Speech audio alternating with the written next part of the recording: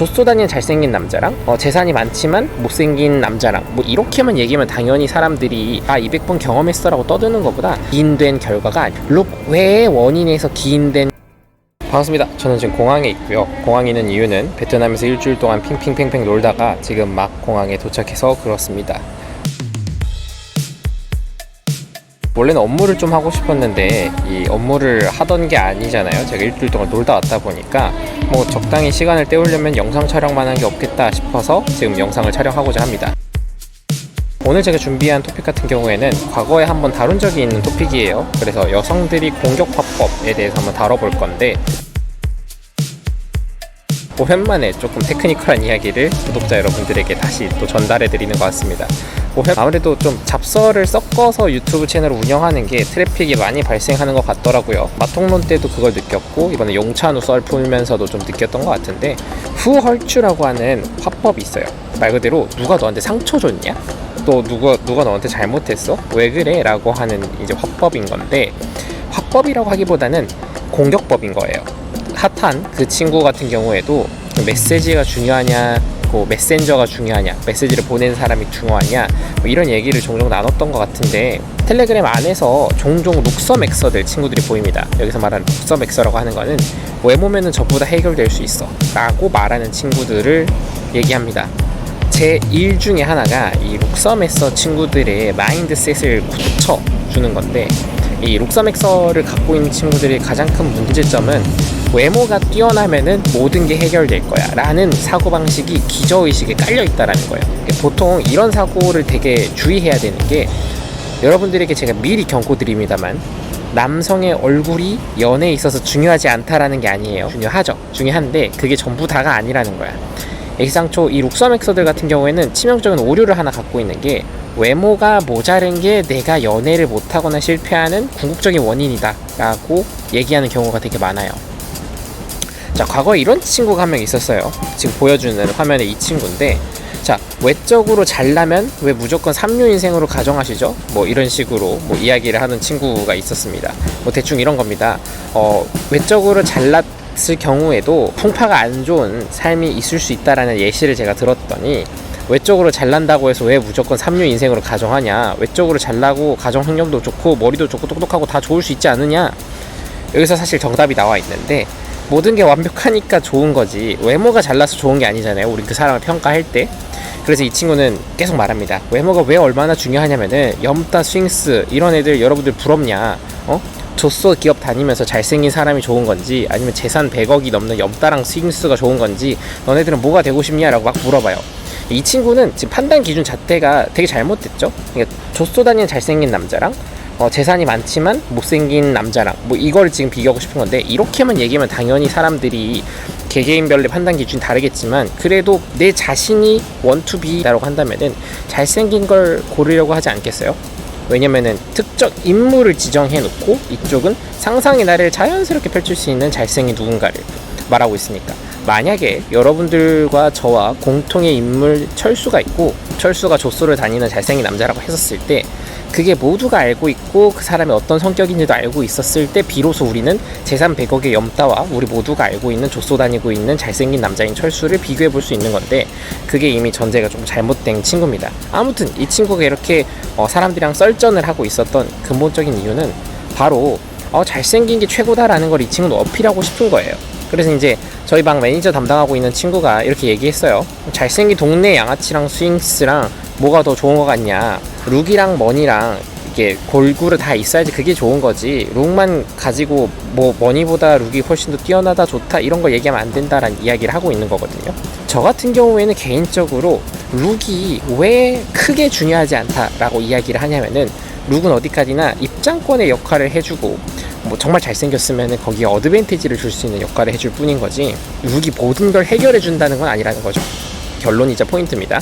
그래서 룩은 기준만 넘기고 난 다음에는 큰 영향을 주지 않아요. 예시를 이렇게 들어볼게요. 그냥 그럭저럭한 뭐 학급에 있는 훈남 정도인 친구 한 명이랑 차은우랑 비교하면은 차은우가 훨씬 더 잘생겼겠죠. 근데 우리는 누군가랑 연애를 한다라고 했었을 때, 차은우는 성격이 개차반이고 우리 학급에 있는 친구는 뭐 그럭저럭 잘생겼는데 성격도 너무 좋아. 그러면은 당연히 저울 때 나섰을 때 균등하게 기울여 볼 수 있겠죠? 근데 외모 하나로만 보고 기울여 봤을 때 당연히 차은우 쪽이 훨씬 더 무겁겠죠. 엄청나게 넘사급으로 잘생겼으니까. 그래서 제가 말한 게 압도적으로 잘생긴 게 아닌 이상 룩으로 사람들이 경외심을 가질 정도의 대우는 해주지 않는다라는 겁니다.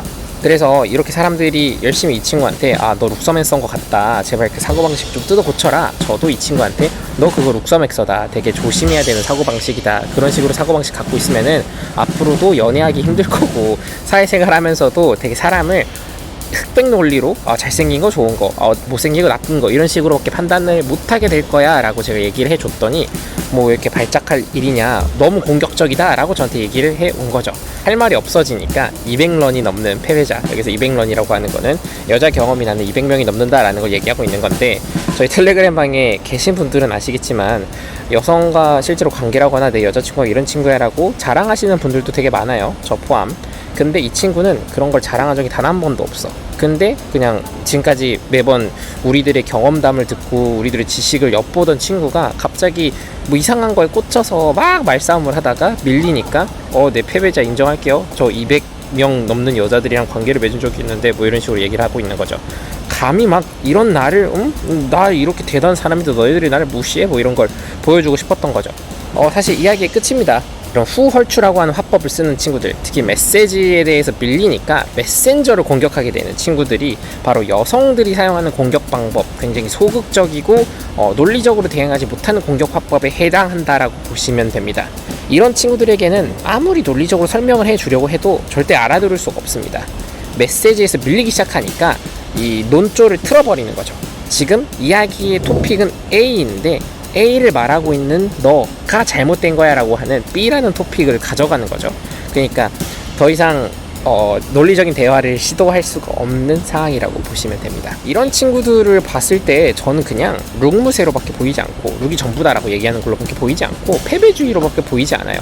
사실 정말 많은 사람들과 경험자들, 심지어 성공한 사람들이 이야기를 하고 있으면은 우리 클루지라고 하는 책에도 나와 있고 그냥 보고 좀 인정하고 그걸 배우려고 하는 자세가 저는 굉장히 필요하다라고 생각합니다. 근데 그런 자세를 이 친구는 보여주지 못하고 있었던 거죠. 열심히 말해주고 있는데 쌍글이 무시하고 있고 그냥 자기 생각이 옳다라고 생각하고만 있으니까 일단 상상 속에 여성들을 막 200명 정도 만들어놔서 내가 내 발언이 충분히 신용도가 있을 만한 200명이 넘는 경험이 있는 사람이다라고 스스로 발언을 하고 있었던 거죠. 그러고 난 다음에 그냥 사라졌습니다. 훗날자가 생각나는 그런 친구였고요. 백문이 불여일견이라고 옛날 사람들이 얘기했던 이야기가 있죠. 한 번 보고 한 번 직접 경험해보는 게 100번 1000번 쳐듣는 것보다 훨씬 더 좋다라는 이야기인 건데, 사진 한 장이 말해줄 수 있는 게 생각보다 굉장히 큽니다. 100마디 1000마디 나 200번 경험했어 라고 떠드는 것보다 사진 한 장, 내가 이쁜 여자친구랑 데이트하고 있는 모습 같은 것들이 훨씬 더 효과적이에요. 유혹을 하든 영업을 하든 커뮤니케이션 전반에 있어서 결국에는 서브텍스트로 깔려가는 논벌벌적인 커뮤니케이션, 비언어 메시지가 훨씬 중요하다라는 거를 사람들이 종종 까먹는 것 같아요. 제가 이게 강의에서도 훨씬 더 많이 알려주는 내용이기도 하고, 제 수강생들에게 있어서 연애에 있어서든 아니면 사람들이랑 커뮤니케이션에 있어서든 서브텍스트의 활용을 굉장히 열심히 하라라고 알려줘요. 심지어 처음에 내적 설정, 외적 설정이라고 내 스스로를 포장해서 잘 보여줘야 될 거 아니에요. 내가 잘생기지 않았어도 뭐 화장도 열심히 하고 프로필 사진도 찍고 하면서 내 스스로를 잘 포장하는 방법을 외적 설정 파트에서 다루는데, 이때조차도 포토 루틴이라고 하는 루틴을 통해서 내 가치를 DHV하고 그거를 서브텍스트로 전달하는 방법을 제가 알려줍니다. 그만큼 비언어 메시지가 중요하다라는 거예요. 우리가 소통을 하는 데 있어서 언어학자에 따라 다르지만 최대 93%까지 메시지 전달의 중요성을 비언어 메시지가 담당한다 라고 얘기하는 사람도 있고요. 만약에 이 친구가 텔레그램 방에 존재하는 수많은 사람들의 이런 인증처럼 한 장 정도의 인증만 있었어도 조금 더 말에 무게가 실리지 않았을까요? 라고 생각을 합니다. 요즘에 핫한 그 인물도 메시지에서 매번 비틀어서 메신저를 공격하는 모습을 보여주는데, 제가 왜 룩무새들이 위험하다라고 그러냐면은 이 친구들은 본인의 연애를 실패한 이유를 룩으로만 한정 지으려고 하는 부분을 되게 많이 보여요.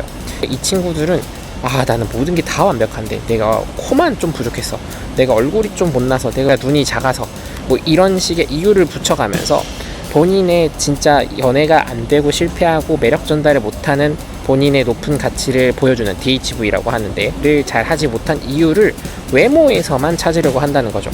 그리고 실제로 많은 예시들을 여러분들이 실생활에서 보게 되시면 연애를 잘 못하는 친구들은 왁구만 문제가 아닌 경우가 훨씬 더 많습니다.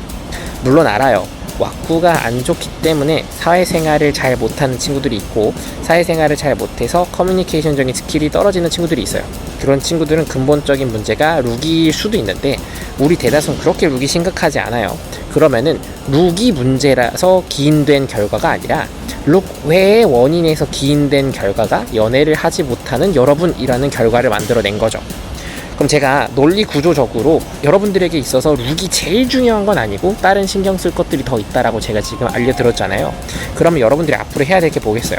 바로 룩 말고도 내가 지금 연애를 잘하기 위해서 고칠 수 있는 건 무엇이 있는가 부분들을 찾아보면 좋을 것 같아요. 메신저의 모습이 그렇다고 해서 중요하지 않은 건 또 아닙니다.